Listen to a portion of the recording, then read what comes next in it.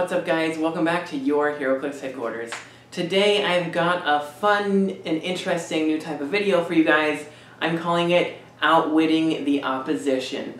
So for this series we're going to be taking a look at one figure at a time, one really powerful boss figure, and just taking a look at what makes them tick and how you can take them down. So today, for the first episode, we're going to be starting on this guy right here, the Immortal Hulk. So if you guys have been following my channel for a while, you might know that I'm not exactly a fan of this guy.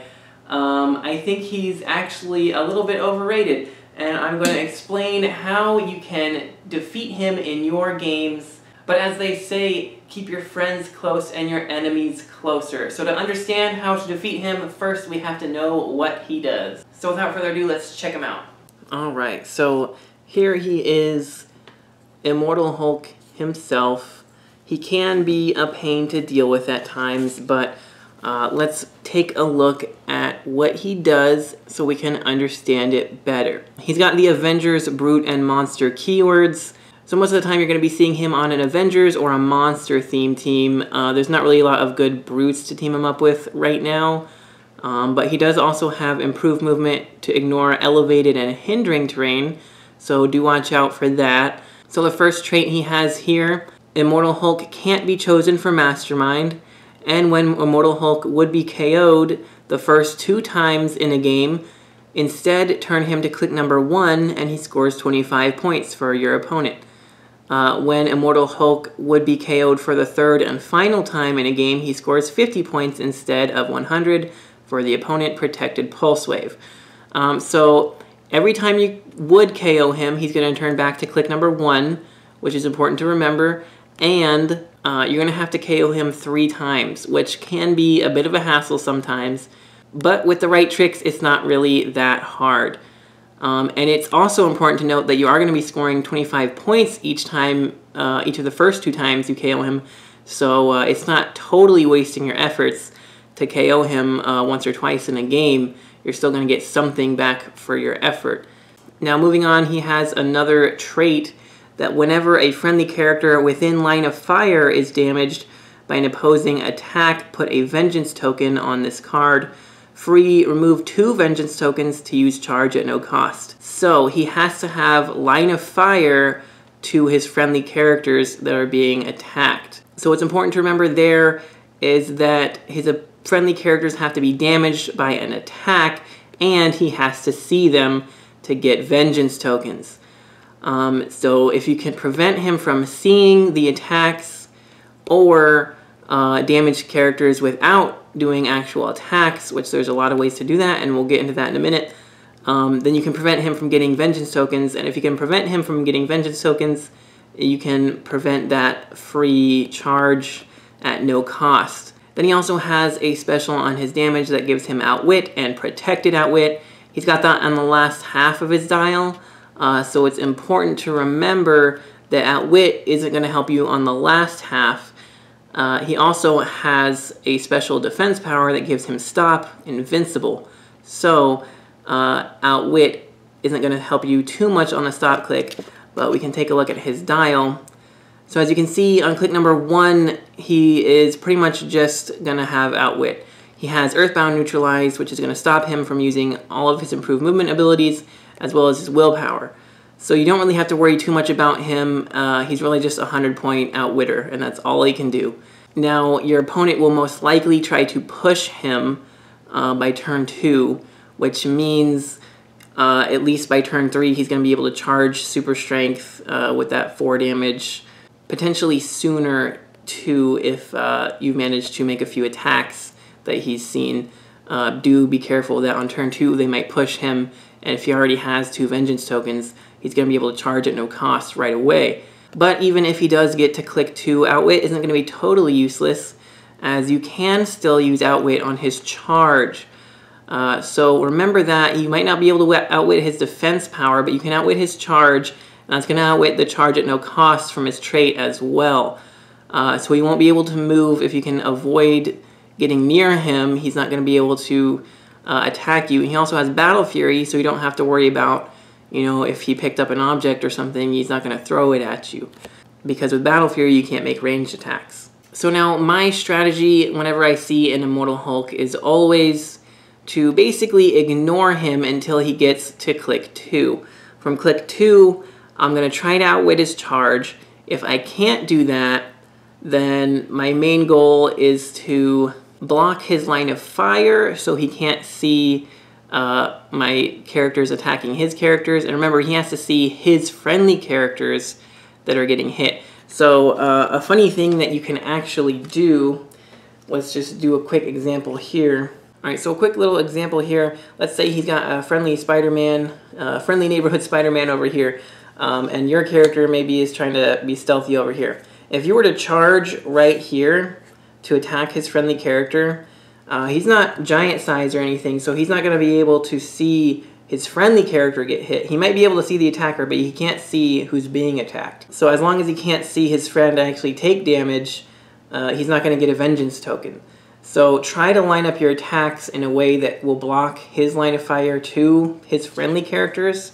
Because like I said, it doesn't matter if he sees the attacker, he needs to see his friendly character getting hit. So this is going to bring me to my first, of course, top pick for characters to defeat the Immortal Hulk. It's going to be this Blade right here. Now obviously you're not going to have Blade in every game you ever play, so you cannot rely on having him with you if you just happen to go against an Immortal Hulk team. But he is really good if you do happen to have him on your team. He's kind of a silver bullet to Hulk because he does have a trait that says whenever he attacks a character with the monster or mystical keyword, they can't use any defense powers for the attack, which means that you're not going to be able to stop from his stop click. And, you know, he's got Blade's Claws, so with one good Blade's Claws roll, you can cut straight through his whole dial, spin him right back to click number 1, and make him basically useless again. So Blade's a great choice. Of course, you can't count on that, like I said. But you can make use of any of your other characters you might have. For instance, if you have any characters on your team that have plasticity, that can make a great character to tie up the Immortal Hulk. Really, the cheaper the better. If you have just a little like 20, 30 point figure that has plasticity and, you know, maybe some extra defense like super senses or combat reflexes or something like that, they make a great tie-up figure for Hulk. Because if he's going to want to charge on any of your actually important pieces, he's going to have to roll a 6 on breakaway. And if he fails that 6, he's not going to make the attack from charge. So that's important to remember. He's going to have to make a hard decision between just attacking your little guy that you put in the way that might actually roll super senses, or he might miss because they have like a 20 defense from combat reflexes or whatever, or trying to roll a 6 on breakaway to attack the bigger threats over there.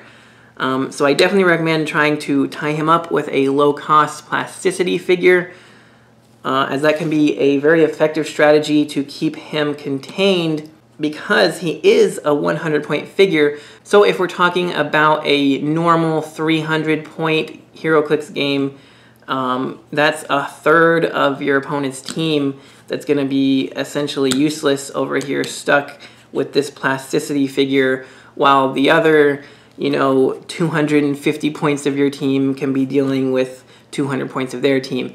So it gives you a little bit of an edge there if you can lock him down for enough turns. Because if you can manage to wipe out his whole team to where it's just him, it's going to make it a lot easier on you if you can kind of dogpile him with your whole entire team. Even if he gets a couple free charges a turn, again, like I said, if you got that plasticity next to him, he's going to have to still roll a 6 to break away for that charge and potentially fail, so half of his charges could easily fail, and he's just going to go down pretty quick at that point. And another solid strategy to use is Barrier. Like I said a minute ago, if you can block his line of fire to his friendly characters, he's not going to get any vengeance tokens. So using some cheap barrier figures to not only cut off his charge routes, but to be able to block his line of fire to his friendly figures is going to give you free reign to attack your opponent without worrying that you're going to make the Hulk stronger by giving him all those vengeance tokens. So of course any type of cheap barrier figure will work, especially if they got like a free barrier. There's a lot of characters now that can make a free barrier for like 2 squares or whatever. Even a costed barrier on one of your cheaper support figures to lock Hulk down for, you know, a couple turns at a time can be hugely beneficial, because like I said earlier, he's going to be most likely a third of your opponent's team that you can keep locked down with an action from, you know, like 50-point figure, which again is going to leave the rest of your team free to do as they please. Another great strategy to use against him is a good incapacitate figure. Now, so long as he isn't on his stop click where he gets Battle Fury, which would make him basically immune to incapacitate, on any of his other clicks, if you've managed to deal him a little bit of damage, incapacitate can of course work wonders. As in most cases, it's not going to damage one of his friendly characters unless they already have 2 action tokens. So it's good to be just tying up a couple figures at a time with a good incapacitate, you know, slowing the Hulk down. And of course, incapacitating him is not going to give him any vengeance tokens, again, so long as he didn't already have 2 tokens, so you're not doing that one penetrating from incapacitate. Just tying him up with incapacitate can, again, like my other strategies before, just keep him locked down, keeping the rest of your team free to do as they please. And one of my favorite strategies to use against him is also going to be mind control. Again, as long as he's not on the one click, the stop click there where he has Battle Fury, where he would be immune to mind control, any of his other clicks, mind control is great to use against him, because if you can mind control him, then you can have him hit your opponent's characters, so that way you're able to do damage to your opponent and not give him any vengeance tokens, because during that attack he's not going to be friendly to your opponent's figures anymore.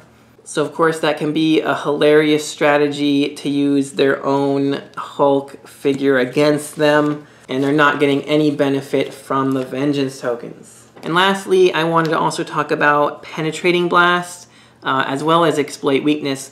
So one of my main strategies for taking him down, at least for a turn at a time, is going to be doing something like, say, having any of my like secondary attackers that can at least do 3 damage, just be able to hit him. You're only going to need to do 1 damage through that invincible. If you can just do 1 damage through that invincible and get him onto his impervious clicks, you might not be able to outwit him, but using a simple Penetrating Blast or Exploit Weakness attack for just 3 damage is going to KO him and spin him back to click number 1. So, just like any zombie, you gotta use a double tap technique. If your opponent has already pushed him onto click 2, just use one of your good secondary attackers to knock him for 1 damage onto his impervious clicks, and then if your main attacker has some type of penetrating damage, just Penetrating Blast him for 3 clicks straight through to the KO, spin him right back to his mostly useless banner clicks, and from there, if you've got an outwit lined up, you can outwit his outwit and continue on doing whatever else you might have to do, because he has been contained until such time that he can push himself back onto click number 2 where he becomes a threat again. So killing him can keep him down for, you know, 2 to 3 turns at least. And of course the benefit to actually getting a quick KO on him is you're going to score those 25 points. And now if you can time it just right so that you've, you know, dealt with some of your opponent's other figures, by the time he spins back around to click number 2, you can set up the double tap again to again just do 1 quick damage and then 3 penetrating damage to do a quick KO and spin him right back to banner again. Now of course you only have to do this 3 times to get rid of him completely, but if you can manage to do this twice in a game, your opponent probably isn't going to get any actual value out of their 100-point Immortal Hulk. So it should be fairly easy for your team to deal with the other 200 points of their team under normal circumstances. But like I said, ideally you're going to be able to at least keep him contained enough so that, let's say, 250 to 270 points worth of your team is fighting 200 points worth of their team. giving you a little bit of edge. And if you can really just commit one good, barrier or tie-up type figure to contain him for a couple turns, letting you knock out one or two of your opponent's figures, then you can start committing to KOing him, one turn at a time, and it can just really snowball from there and be a pretty quick and easy victory. Now, all these strategies have worked very well for me in the past, and most of the time I go against this Hulk, I end up winning. I have actually, at the point of recording this, only lost to this Immortal Hulk once, and that was to a friend of mine who actually built a really strong team around him, and I just didn't have a good enough team at the time. My usual strategies weren't working out, But 9 times out of 10, most of these strategies should do good for you guys. Alright guys, so I hope you learned a thing or two. In conclusion, actually, one last thing I wanted to say was, if you do go against this guy, if you win map roll, I would suggest putting him in a indoor map with lots of blocking terrain to block his line of fire so he doesn't see his friendlies getting hit for those vengeance tokens, because that team that I did lose against him was on an outdoor map and he had lots of giant friends, and there's really nothing I could do to stop him from seeing them getting shot. So I hope you guys enjoyed this video. I hope you learned a thing or two. If you did, make sure you smash that like button for me. Let me know in the comments what kind of strategies you've come up with against the Immortal Hulk and what's worked well for you. And also let me know what other figures you'd like me to go over next, because if there's any figures you're having a hard time beating that maybe one of your friends is bringing every week and you just can't seem to take it down, let me know in the comments and I will do my best to help you guys out. But as always, don't forget to click that subscribe button so you don't miss a video. And until next time, this has been Heroclix Headquarters, signing off.